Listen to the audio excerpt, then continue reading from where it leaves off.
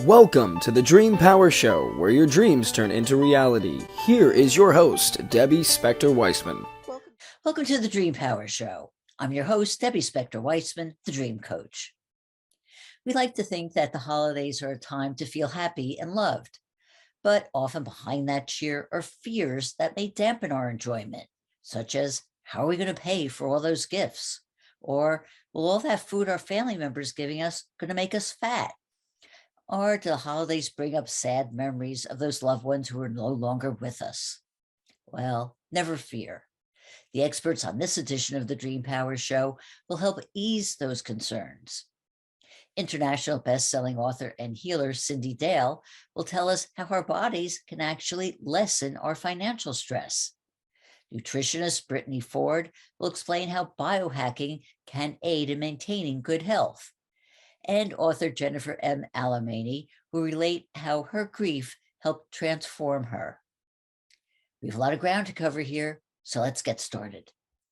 Let's talk about something that we often feel keeps us from being able to live our dream lives: money, in particular, the lack of enough of it. During long stretches of my life, I spent many sleepless nights worrying about money. Will we ever pay off our credit card balances? Could we save enough to pay for our kids' college educations?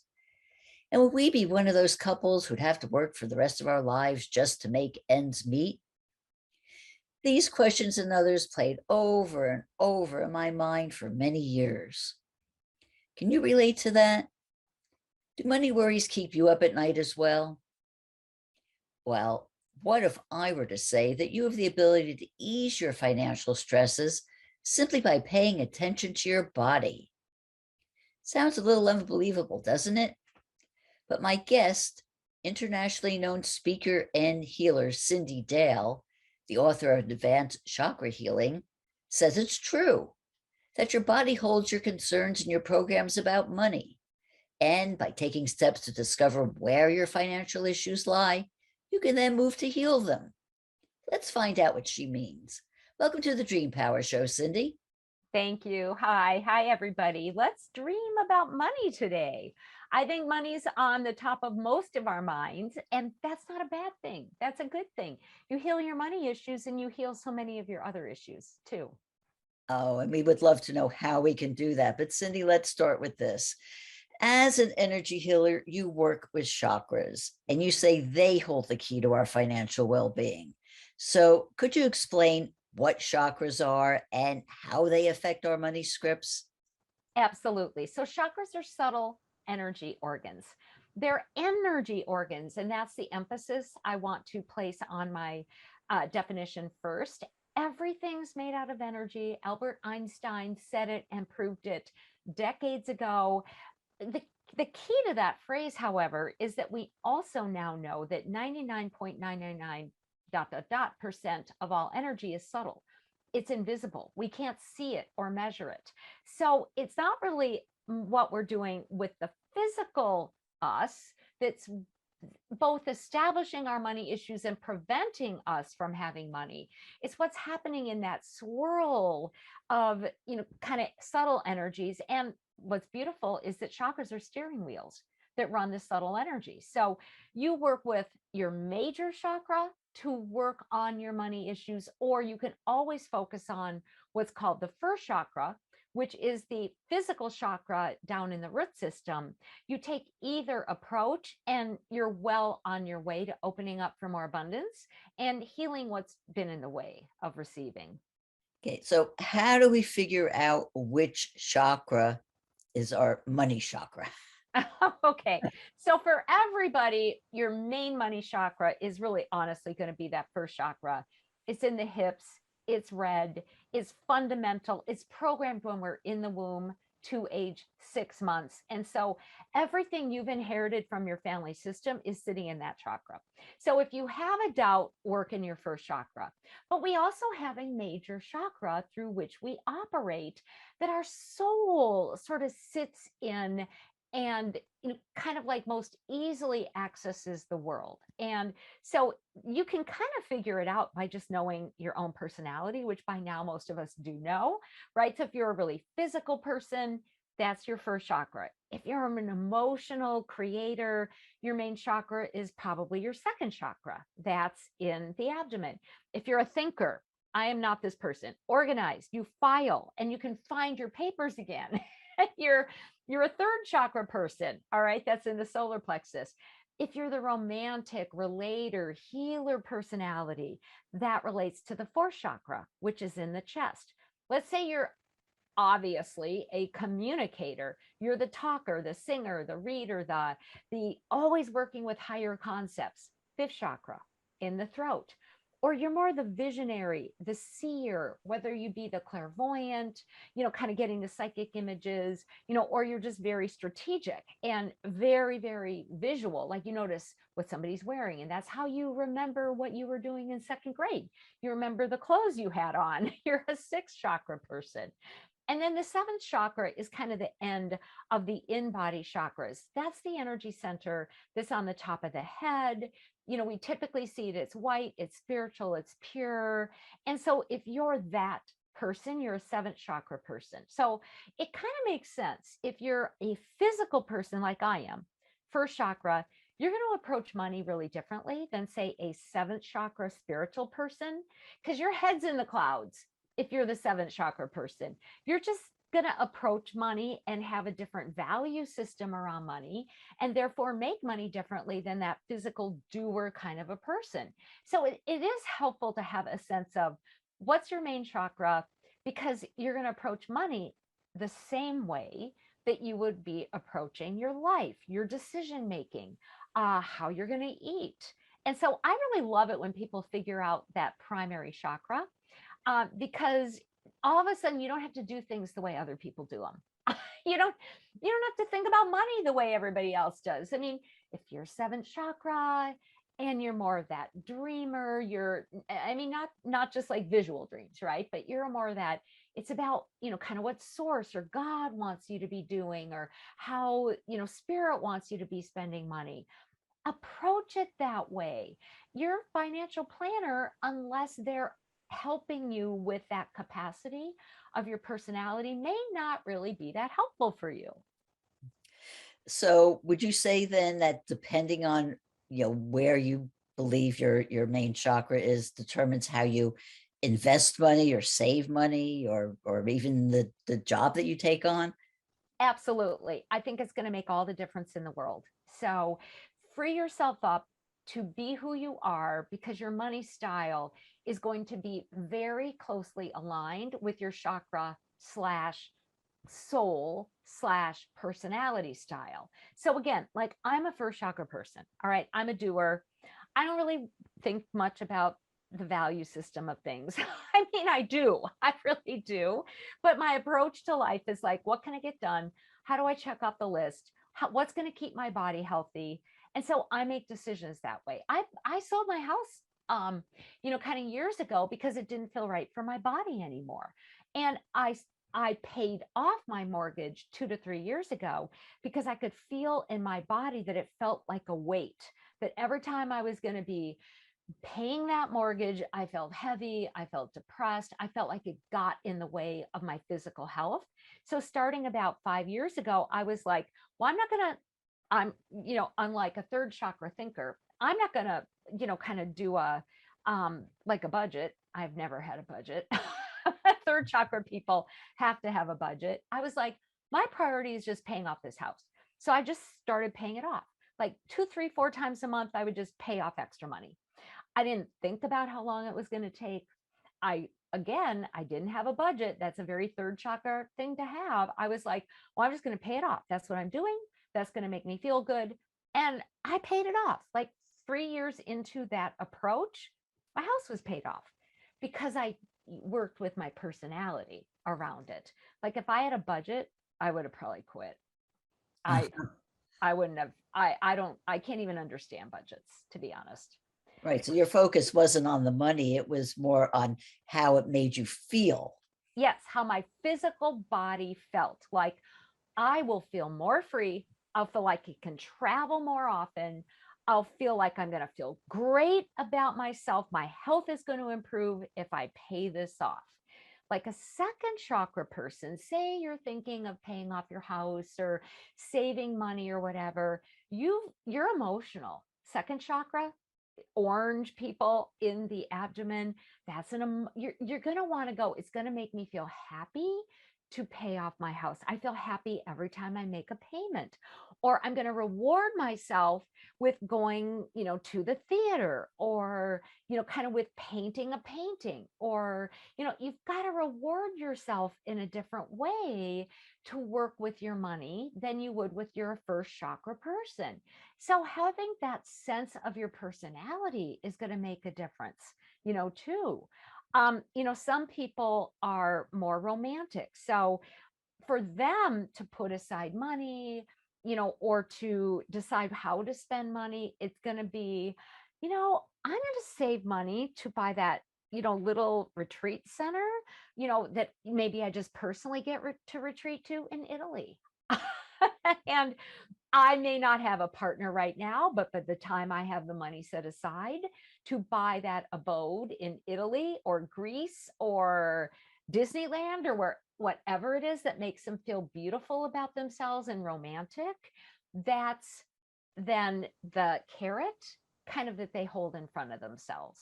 There's the other factor. I don't live alone. I have a husband. Yes. And obviously, his money chakra might be different from mine. So, yeah, how do we best combine those in a way that works together instead of against? And I'm sure it is. Most of us aren't with our similars, right?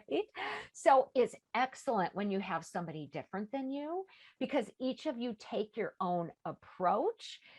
If you're in that beautiful place of communion and you're sharing, you want what's best for him, he wants what's best for you. And so it's really a matter of saying, honey, I'm going to support your style in being debt-free, in making money, in doing what you love doing in order to bring in money. You're going to support mine. And then, what you end up, frankly, with twice as much money is what happens. Because if you're each going with your own style, it's like one thing I've noticed it's just something I've observed over the decades, that I know a lot of women who are, obviously because of what I do for a living, which is intuition and energy, I know a lot of women in my same field. And frankly, often the healthiest relationships, kind of for the pocketbook, is they're often matched with men who are really good with third chakra or first chakra, right? They're like, well, we're investing our money, or let's do a budget. So as long as we make room for both personalities, it ends up being win-win, because the partners that they're with can then have a little bit more fun and look at value systems. And, kind of there's like a steady growth of money often at the same time. So it's actually really good to be partnered with somebody who's got a different chakra type than you do, because you build in different ways, as long as you make room for what's important for each to spend money on. When I was with my oldest son's father, we were very different with money. He was very second chakra. He was really expressive, creative, loved buying books. I love buying books too. So we had a lot in common. So everything important to him was the fabric, the texture, kind of how he could create within it. And I'm really first chakra. I'm like, okay, what am I getting for this? Right? And so we saw a money therapist who told both of us, look, you get $200 a month, he gets $200 a month, or whatever it is, and each of you just spend money on what you want. And he'd just go out every month and buy, like, cognac or cigars, or, all this stuff that he really loved, a nice shirt and this and that. I saved my money. I stuck it in my drawer, and I was like, I'm saving for a big trip. And it must have been more than $200, because after about a year, I had this money and I was like, well, will you watch Michael while I go to Europe? Because I'm going to go to all the power centers that I can find in Europe. I literally had 42 power centers I was going to go to. I said, I have the money to now go to 42 power centers. And he's like, where'd you get that money? I'm like, well, I saved it because this is what I want to do. So you got to make the space for each other, and then don't poke into why they're spending money the way they're spending money either. Well, Cyndi, when people are going under, have financial crises or have financial stress, something that goes along with that is fear. So does fear also lie in the same chakra? Yeah, I mean, and I understand that fear. Years and years ago, when I had my oldest son, he was maybe, I don't know, he wasn't very old, 3 or 4. We were on our own, and I'm like, how am I gonna, keep up with payments for an office, an apartment, for school? I was terrified. And so I would propose that people work with two different types of chakras when they're in fear, because there really is something very scary and challenging going on with money. So first, work with your main chakra. All right. And so we alleviate fear primarily by understanding there's different types of fear in difference of the chakras. So your first chakra, the fear is going to be about survival. Now, remember in the beginning, I also said money does ultimately, and anybody always involve that first chakra. And so you also want to work with your first chakra when you're in financial fear, because that first chakra, it's survival and security, and there ain't no deeper you can go when you're in a money crisis. Then am I going to survive? Because we have to have money to survive. And these past few years have really made a lot of us question, am I going to get sick? Am I going to keep my job? Is my job going to disappear? If I go to my job, will I die on the job? I mean, everything right now is about fear. So work your first chakra and like go into those rooted family of origin issues about what did I inherit from mom and dad around money. You're going to feel better in every capacity of your life when you're going through a money crisis, when you work with that level anyway. Like maybe mom, was programmed by her parents. And like my mom, who's now passed, grew up in the Depression. So, I mean, when my mom died, I had to bring into this house like 40 big packages of toilet paper. So I'm like, well, I don't have to be scared about that during the pandemic because I got her toilet paper. So what was in the family system? And then if you're a double first chakra like I am, and everything is about survival, then you want to create a plan on what actions you're going to take to deal with money. Like, I'm going to go get a different job. I'm going to work longer. So personally, whenever I get scared about money, I just take more clients. I just work more. Even if I don't need to, it's my go-to. Second chakra, you're going to need to work with the emotions around, the fear-based emotions around money. Are you actually scared of money? Are you scared of having too much money? Kind of how do you get more creative with your money? Third chakra, the types of money fears that fit inside of the third chakra are going to be about structure. Like, can I keep my structure going? Am I going to have a job? Create a structure, do a budget. If you're a third chakra person and you've got financial fear, figure out how many hours you need to work or what kind of jobs are going to pay you enough. Fourth chakra, that's the healing center in the heart. If you're in financial fear, think about how friends can help you. How can you help your friends? Can you hire yourself out to your friends? I mean, take a relational approach to money to lift yourself forward. Fifth chakra, communication. You want to go, okay, first of all, what messages do I give myself about money? What messages do I give myself about my ability to make money or not, or deal with a crisis? And is there a communicative way to create more money? Is there a job I could take that's communication based to make more money? So that's how I would approach a money crisis for a fifth chakra person. Sixth chakra, it's going to be about vision, visuals. What's your strategic plan? Where do you want to be in 5 years? How do you get yourself there? But you also have to work with self-image in the sixth chakra, because we carry a negative self-image. I mean, come on, we all do, right? In that sixth chakra. So if you can change a negative self-image into a more productive one, you've got it. And if you need to go get a job, make sure you look great. Borrow clothes that make you feel like $1,000,000, because your attitude will shift when you're interacting with people if you look like $1,000,000. when I started, I have quite a bit of visual. When I started years ago, when I was like 20, 21, in the corporate world, I had 2 suits. That's it. I didn't have enough money. I made $5 an hour. So, but I had 2 really good suits, and I kept getting promotions because I knew that having really good looking suits, which I bought at Goodwill, it's still around, were going to make a difference. So I worked with that.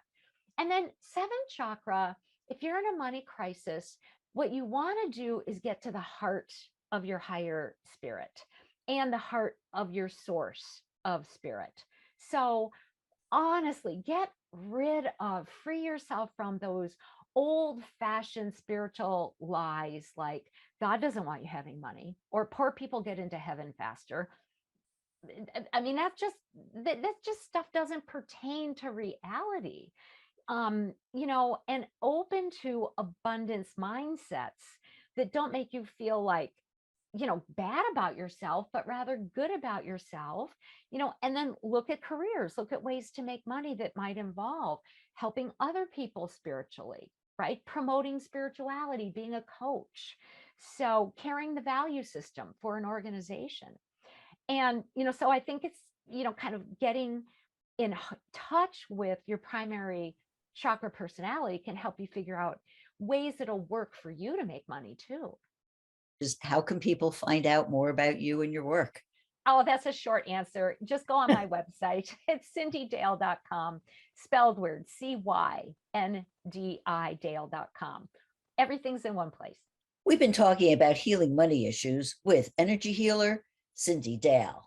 We'll be right back with our next guest. I've been doing this program for a while, and I've talked to many people about self-development and self-empowerment. But recently, I just found out about something that's new to me, biohacking. That's a term used to explain techniques designed to energize and enhance our bodies. How does it work? What does it do? What are its benefits? We're going to talk about this with nutritionist and biohacker Brittany Ford. Brittany is a registered holistic nutritionist focusing on supporting gut, hormonal, and skin health through nutrition and biohacking. Welcome to the Dream Power Show, Brittany. Awesome. Thank you so much for having me. I'm excited to be here. Well, I'm excited to have you because I want to really understand what is biohacking. So tell me what it means. Yeah, of course. So I think biohacking is a very new term for something that people have been kind of doing for a very long time. My definition of biohacking is that it's holistic self-care for optimal health. And so basically what that means is that instead of only looking at one pillar that can, influence our health, like nutrition or fitness, biohacking is very holistic and wholesome in nature. So it looks at your sleep, it looks at relationships and stress and your environment and all of these things that really make up your life and make you you. And then it kind of takes that idea and says, okay, how can we optimize these different parts of our life and become healthier and just better in general? What got you interested in pursuing biohacking? Yeah, it's a great question. So when I was studying to be a nutritionist and kind of started tweaking the way I was eating, I was starting to get results and feel better and kind of heal some of the underlying issues that were going on with my skin, with my gut health, that type of thing. But I really found that nutrition wasn't enough. So changing how I was eating, taking supplements, it just really didn't move the needle enough in terms of me wanting to feel better, look better, all these different things. So that's kind of when I found biohacking. I kind of stumbled upon it and just really agreed with the whole philosophy behind it in terms of changing different parts of ourselves and changing different parts of our lives in order to become healthier. And I started tweaking things. I started making changes and really saw a lot of great results. So basically, it's just a way of approaching development where you approach it from all angles then. Yeah, a lot of people definitely that is a big component of it, but there's other components as well. So there's a lot of people who focus on self-quantification. So basically what that means is that, like you would do a blood test and get your biomarkers for a specific thing. Then you would do a whole bunch of biohacks and changes, and then you would go back and do the same test. So it's like quantifying your body and quantifying yourself. And that is really great because you actually have the data and you can actually look at if you've improved or not, and like how different changes that you've done have made you healthier or haven't made you healthier. And now, like, especially today, like we're in a time where at-home test kits or DNA tests, blood tests, hormone tests, everything is so much more accessible than it once was. So we actually now have a lot of power and we can actually make a lot of change through these types of testing. So are you looking at taking somebody who is basically healthy and just optimizing the health, or do you use this to actually cure illnesses? Mm-hmm. So when I work with clients, they typically come to me with issues or concerns. It doesn't necessarily mean it's a full-blown disease or something super serious like that, but it could be something like, every time I eat food, I get bloated, or I have eczema, or I have acne that I can't get rid of, or I can't sleep at night, or I'm always irritated, or, like just those types of things. And kind of people have tried so many things, like all of these quick fixes, and they haven't worked. And then when I sit down with them, that's when we kind of take a step back. We'll do a bunch of testing and we'll kind of start from the ground up and start looking at their lifestyle, looking at their decisions, and kind of see what we can tweak and what we can improve. So if somebody has, like you said, they get bloated when they eat, it may not necessarily be the food they're eating, but maybe it could be things like stress or some other parts that are going on in their life. Yeah, totally. It could be like for that specific thing, you can get your gut microbiome actually tested. So you could do a test like that and look at the bacteria that's in your gut that could be producing the gas that is making you bloated all the time, right? So that would be the approach, is like get tested, figure out what is actually causing it, and then what can we do now with this data, and how can we change what you eat, the supplements that you're taking, different things like that. I see. Is there a difference in the way that you would approach biohacking with a man versus a woman? Yeah, definitely. I think there's a lot of research behind men and males' health in general. Like typically when studies are done, they use males because the females are more intricate. We have a hormonal cycle that works on 28 days, roughly. Not even everybody is 28 days. Sometimes it's 35 days, sometimes it's less. And with men, they work on a 24-hour cycle. So it's much easier to conduct research on something or on men because it's so similar like throughout. Whereas females, our menstrual cycle really impacts things. So yeah, it's definitely different. And there's definitely biohacks out there that can be great for men, but when women do them, it's too much and it's too intense.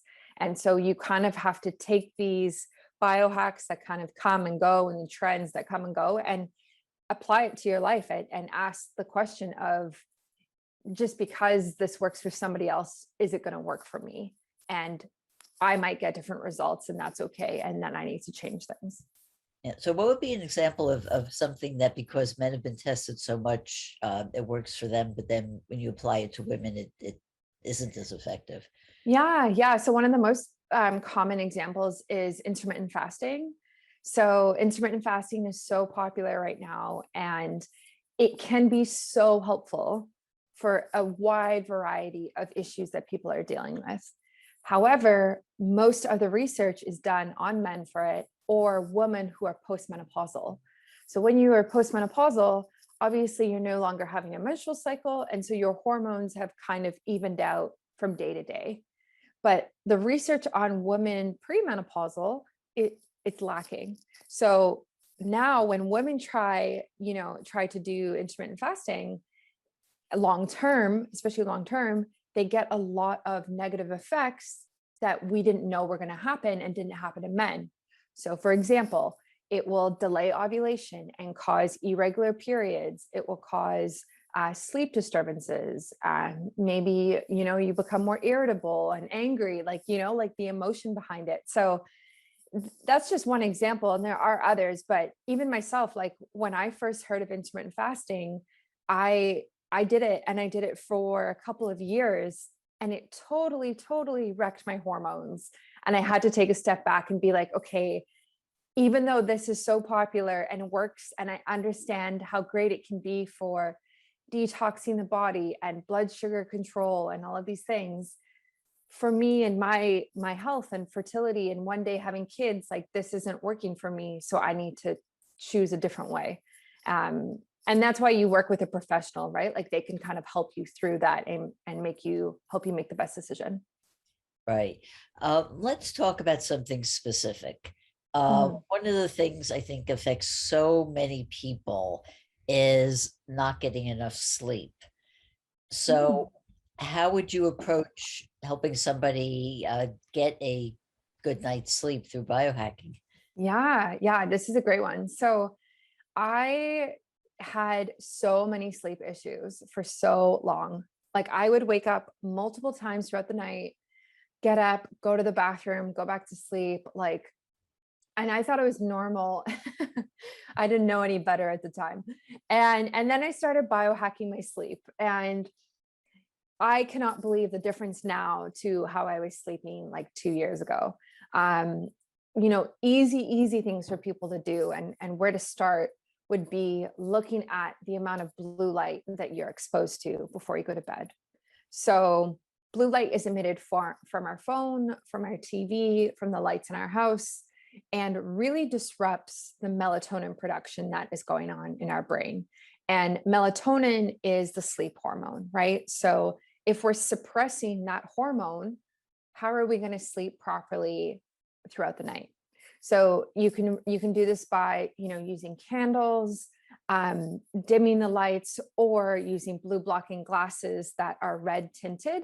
So it actually blocks the blue light from going through. It kind of makes everything red, obviously, like when you're looking through them, but will make you sleep so much better. And so that's just like an easy way to start. There's other things you can do as well, but that's definitely where I would begin. I know this is pretty important to me as a dream life coach, because Yeah. if you do not get a good night's sleep, you can't dream properly. Mhm. And and that's one of the things I tell people also when I say, how do you remember your dreams? One of the things I say is turn off all devices at least an hour before going to bed. So Yeah. you're just not exposed to it. Yeah, exactly. So yeah, like even just from a radiation standpoint as well, like keeping your phones out of your bedroom or turning your phones on to airplane mode, and really creating a like sleep sanctuary, like routine, right? Like, I think the bedroom, when I see people with a TV in their bedroom, I just like cringe. And you must as well with your line of work. Like that is not good for you. It's not good for your health. Like the bedroom needs to be a place that you go at night and is away from the rest of the world and lets you dream and kind of be in this space that you're supposed to be as a human being, right? Like dark, cool, and rested. I mean, that's another thing I say is to treat your bedroom like it's your palace, and Yeah. honor it, honor it. Yeah. Yeah. So I have to ask you, as somebody who has used biohacking to get a better night's sleep, do you remember your dreams? Yes, I do. I vividly remember my dreams. I could even tell you what I dreamt last night or this morning.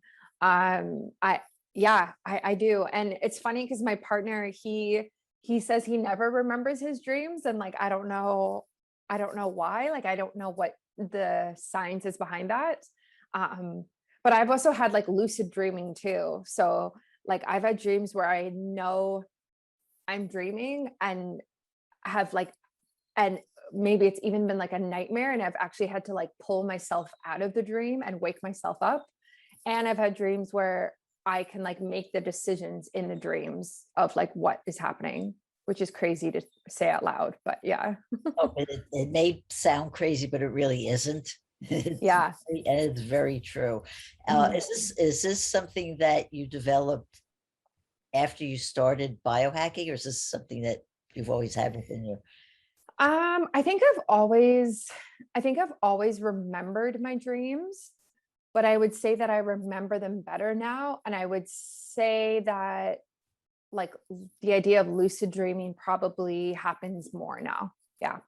Well, Brittany, another area of concern to a lot of people, and I guess it affects people at all ages, but also when you get older, something that gets a bit more concerning is your brain health.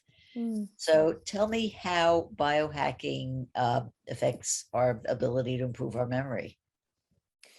Yeah. I mean, this is a big one. There's a lot you can do to improve your cognition. Everything from nutrition to sleep to supplements. And typically if somebody came to me and said, hey, I don't think my brain is functioning at capacity, I'm struggling with memory, I would definitely start with nutrition. Are you eating enough healthy fats? Are you eating a lot of processed food? Like really taking a look at that, because I feel like, your brain is mostly made out of fat, and a lot of people aren't actually eating healthy fats. And a lot of people are getting fat from like, vegetable oil or chips, or like, I don't even know, places that just don't create healthy fats, compared to like olive oil or avocados. So I think we would start there. And then I would also question your sleep, like just on this topic of sleep, like everyone knows that if you don't sleep well, the next day you feel so irritated and like you're not functioning properly and you're tired and you really lack the energy. And today in our society where everyone is working all of the time, a lot of us are kind of functioning in that zone almost every single day, right? Like really low sleep throughout the week. On the weekends, maybe we're not making the healthiest decisions, and then we go again and we start the next week. And so how can we expect our brains to function at full capacity and perform how we want it to perform when we're actually not resting enough and giving it enough time to, make up for being active all day? So again, like there's a lot to unpack with like this type of thing. And when clients come to me, we do like full intake forms and kind of spend a full hour going through it. But that's where I would start. I would start with nutrition, and I would start with sleep. Yeah, I wanted to go a little bit deeper into the whole idea of fats, because I remember the food pyramid that we learned as children, talked about different things, and fats were supposed to be bad for us and just to eliminate them. So talk to me a bit more about what is a good fat and fat that we should avoid. Mm-hmm. Yeah, well, it's pretty interesting how like diets have changed in the last like 30, 40 years, because for so long, everything on packaging kind of said like 0 fat or fat free. And you would buy it and you would be like, oh, this is healthy for me because this says fat free on it. But it's actually like a bag of chips that are like over processed and filled with like salt. So I think it's very interesting that we've kind of done this shift. And now things like keto, like the ketogenic diet, which is a high fat diet, is very popular. So basically, if you look at it, we can either function on one or two different energy sources. So one is carbohydrates, glucose, and the other is fat. Now, fat is much different in the body. It produces less of a blood sugar spike.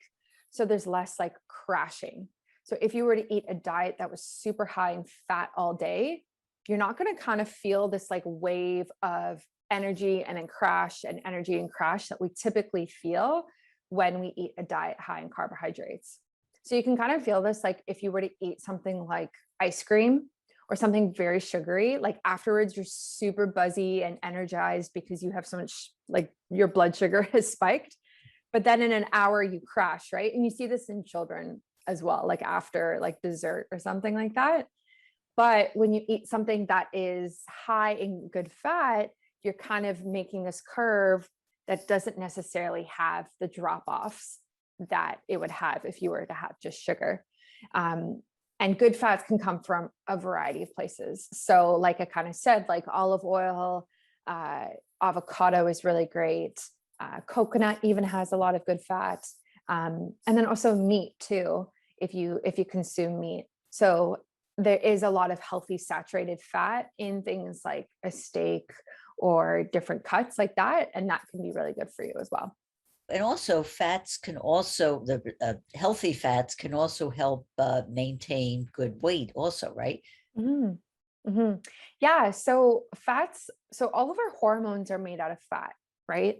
So we need fat literally to make and like sustain healthy hormone levels. And that includes hormones that are associated with weight gain and weight loss and that whole aspect.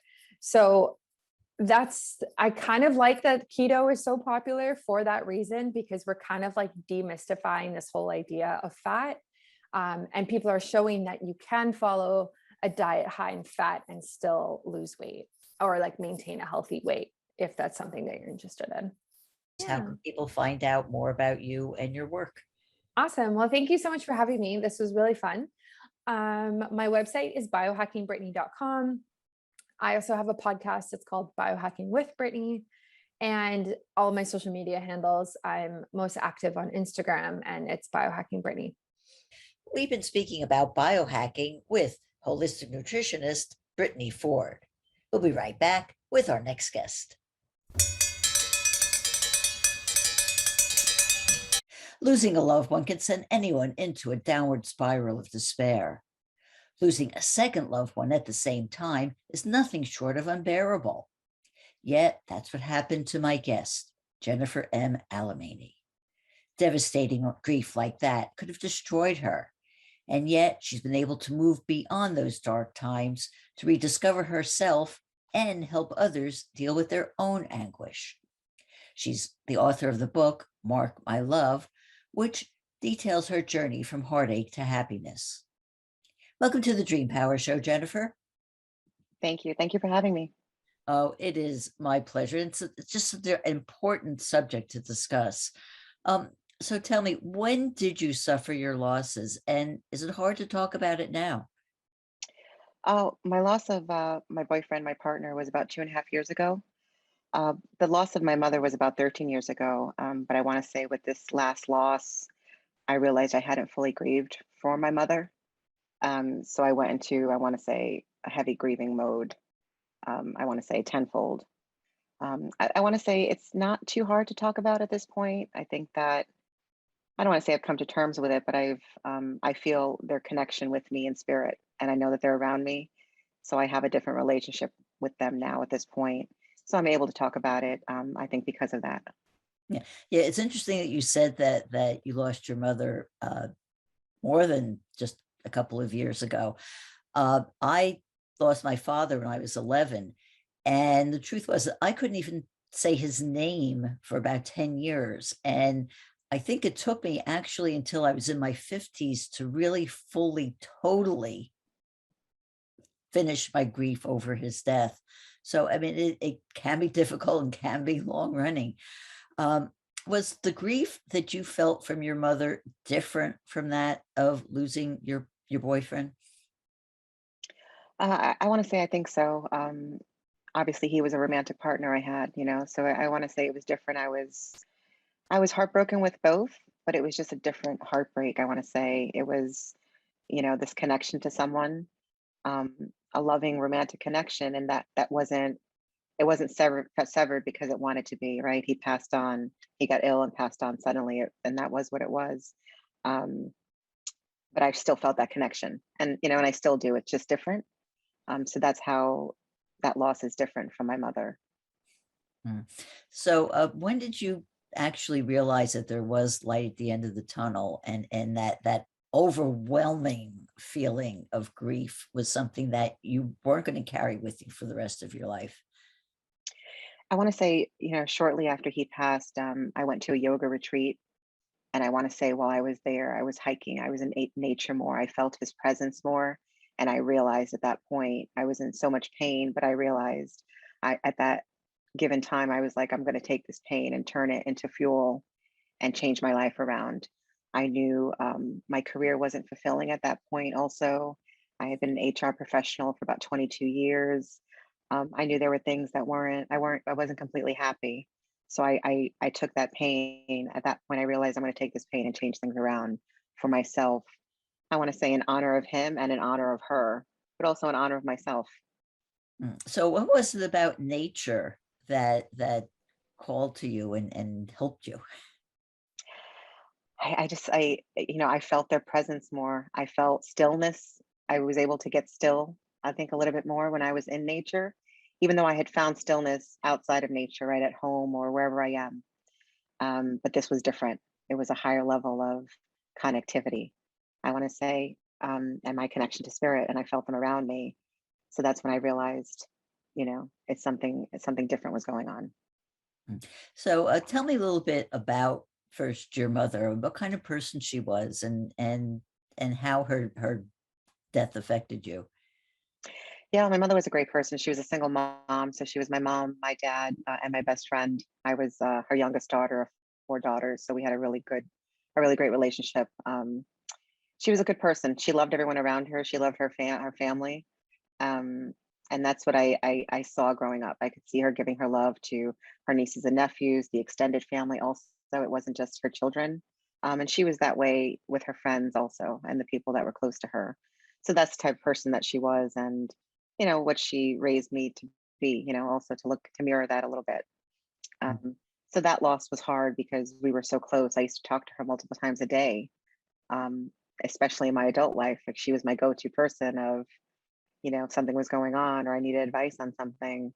So that was a drastic loss for me because now this person was gone. And when she passed, I was about 33 years old. So I wasn't yet, I had built my life around her, to be honest. So now it was kind of like, okay, what do I do? So it was drastic, the loss. So you say that you have siblings. Did you ever discuss this with your siblings? We're not really close, my siblings and I, to be honest. So we really didn't get into deep discussion about it. My one sister was around when my mother got ill, but we really didn't discuss in detail, the loss, I want to say. So you really kind of felt alone in your grief then. Yes, I mean, I have a niece that was, my mother's granddaughter. She's in her mid-30s right now, so she was in her early 20s or so when my mother passed. So I had her, and I had a few cousins and aunt and uncles around. But for the most part, immediate family. I didn't have immediate family around. Mm. And tell me a bit about your boyfriend and how his death affected you. Yeah, him and I, we found love again. I want to say later in life. He had been divorced. I had previously a long-term relationship that had ended. So I want to say it was, me finding love in my 40s, and he was in his 50s at the time. So we found each other thinking that maybe we thought we wouldn't find love again. So it was kind of this whirlwind, relationship that took off very quickly, and we knew that we'd be together. We had planned to be together for, the rest of our lives. Um, and he had gotten sick. I want to say it was about, I want to say 5 months into the relationship or so. He had gotten ill, and then he was gone 10 months later after the relationship had started. So it was this, you're talking emotions going from falling in love to then crashing into grieving 10 months later. So now that you've gone through this, what do you say to other people who are struggling with their grief? Just to keep going, keep getting up every single day, right? Even though it may seem, one day you may seem fine and the next you're not. I want to say just to keep getting up. Is that what I tell folks? To continue to have hope, that there's love around us, that our loved ones are around us in spirit, and they want us to keep going and generating that love that they have for us, because it's still there. So just to keep going, it's important. Yeah, I want to get into more about that whole idea of love, because certainly as a coach, I stress self-love and the ability to love ourselves, to love other people. What does love have to do with the grieving process? I agree with you with the self-love. I mean, that's an important part of it. I realized that I didn't give myself the proper self-love for the past 13 years when my mother had been gone. I realized that through this last loss. And that's when, now my self-love is, I'm the most important thing right now. And I realize that. And I think that's what, then we're able to love others and give that out, but if it's not there for ourselves, I don't think that we generate it in the higher vibration that we're supposed to, that we're meant to. I feel. Mm. So tell me, how is your life different now than it was before? I'm thankful. I'm grateful. To be honest, I was always grateful, but it's another level. I wake up every single day, and I thank God, I thank Source for waking me up, and just another day. And I take it from there. So it's very different in a sense, and I'm not, you know, looking at the small stressors in life and letting them, spiral me out of control like they previously did. I don't really get stressed out about anything. I have my prayers, I have my meditation, and so it's just my life is in a different space spiritually than it was before, I want to say, and that's the big difference. Mm.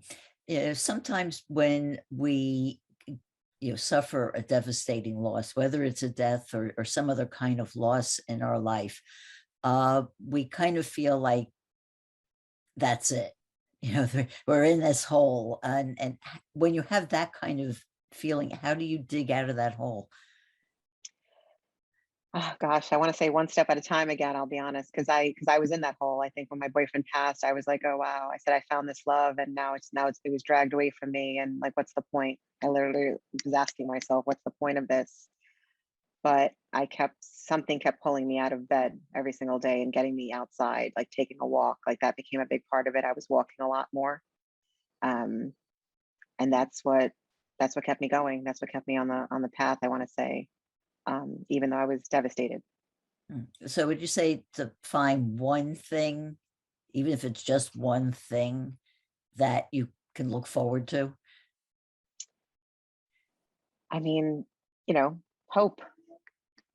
It's there. It's still there. Mm-hmm. Um, you are also a practicing yogi. You said you actually had gone on a yoga retreat. So talk to me how yoga is been beneficial for you. Yeah, I started practicing yoga about 12 years ago. So a year after my mom had passed, I felt called to it. I found a center that was near where I lived, and I just felt called to take a class. I'd never done it before.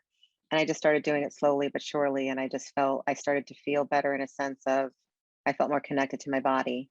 So would you encourage other people to practice yoga? I think so. I think so. I think it's gotten, even if it's just bringing you the stillness, because that's what it started with for me. It brought me that stillness that I couldn't find when a year after my mom had passed. And it also, to me, brings up the whole idea of just being physical at all. Because oftentimes when we're in that dark place, we don't want to do anything. We want to be just like sitting on the couch and eating potato chips and watching TV all day. Yeah. So that instead of doing something. So we're feeling the grief. Was it hard to do the yoga? It was hard. I wasn't really doing an extended period of time, practice, to be honest. But I was able to pull myself out of bed and maybe just do 5-10 minutes of it, to be honest. Just some stretches to move my body, like you said. Because what I did know when I wasn't moving and I was laying around in the bed more, I was getting more aches and pains, I noticed, and that was occurring pretty quickly. Well, this is a show about dreams. So I have to ask you if you remember your dreams and Yeah. have either your mother or your boyfriend shown up in your dreams. Yes, I do remember my dreams. I've been writing my dreams down, most of my life. But I want to say definitely since my boyfriend passed, the dreams were becoming more intense. My mother was appearing in my dreams more. And I want to say she was definitely giving me certain messages at times that I realized after the fact. And my boyfriend, he appeared just once, I want to say just recently, to be honest. He hadn't appeared before. But I just moved. I moved recently, location. So I think that had something to do with it. That, I think I feel his presence where I am now, even though he was where I was before, if that makes sense physically. Mm-hmm. Yeah. And do you ever have conversations with them in the dreams? Yes. Yes, I do. With my mom, I definitely have. We've communicated, back and forth in the dream, and I've asked her a couple of questions and she told me a couple of things. So it's it's been interesting. It's brought me joy, to be honest. And I love writing them down. I have a little book that's next to my bed and I write them down pretty quickly when I wake up. I jot down what went on. But Yeah. they're pretty vivid. Yeah. So what sort of advice does she give you? I mean, it's almost like I don't say advice, but she's almost like she's giving me just a heads up on things. Let's put it that way. So I want to say um, there was one particular dream that I had to kind of translate for myself, but I realized that she was giving me a message that my career was going to be coming to an end, um, and then that ended up happening at the end of 2020. My HR career came to an end at that point. But during the middle of that year of 2020, I want to say it was probably 6 months, over the summer. That's when she had given me that message, and it wasn't a direct message, but how whatever was happening in the dream, where she had said that she had gotten laid off, and I knew that that hadn't happened in her life. So it was kind of like I realized I had to kind of decipher through it, and then through meditation, I realized I was getting my own gut feeling, like, oh, wait a minute, I think it's me. I think maybe my HR career is coming to an end. So I was just with that message from her, I ended up just preparing myself. I just got my ducks in a row, basically saying, okay, if my career is going to end organically on its own, just make sure I have, some things in order. And then that's what I did. And then it did, my career did come to an end at the end of 2020. Yeah. Well, I'm sorry that had to happen, but I'm glad that you're talking about your having these conversations with your mother, because so many people, when I tell them that, loved ones can come to them in their dreams, they don't believe it. But you have no problem with that. Yeah, no, I don't. I want to say when I was younger in my 20s, my grandmother had passed on, and that's my mother's mother at that point, and she was coming to me into the dreams with me, my grandma. But at that time, I was young, so I just didn't think anything of it, to be honest. And then now I realize, as I've become so evolved, and now I've said to her, "Oh, sorry, Grandma. You can come back in now. I didn't realize that I was kind of ignoring her at the time. I wasn't paying attention to them the way I am now." Well, do you think that your dreams had any effect in you, helping you cope with your grief? I think so. I think, my mother, definitely her presence. Um, every time she would appear in my dreams, I would feel calm and just at peace the next day. You know what I mean? So there was a presence about it, having her appear, that calmed me down and brought me some joy. So there was something to it, and I think that my boyfriend not appearing for so long in my dreams, I know that also impacted me, that I wondered why he hadn't, even though I was speaking to him, he still hadn't appeared. Um, but who knows what that was, but he finally did. So and that too, I felt very, very happy the next day, just joyful. Mm-hmm. I'm so glad you said that, because it is so important to realize that our dreams are there for our benefit, and we must start paying attention to them. Yeah. During the intro, I mentioned that you wrote a book called Mark My Love. Tell me about what prompted you to write this book. Yeah, I started journaling about 2 months after my boyfriend passed. I went out by the pool and I just started journaling my feelings. And then the words were just flowing out of me very quickly, very fast. And it wasn't just about him. Words were coming out about my mom. Words were coming out about my own self-love and lack of. I had such low self-esteem and lack of self-confidence in my life for different reasons, because of external things that went on. So that was coming out too. Jennifer, how can people find out more about you and your work? On my website, jennifermalemany.com. Um, I have my website there, all the clicks to get the books. The book are there. I'm on Instagram, Jennifer M. Alemany. I'm on Facebook and LinkedIn as well. We've been speaking with author Jennifer M. Alemany. I hope you've enjoyed today's program. Until next time, This is Debbie Spector Weissman saying, sweet dreams, everybody.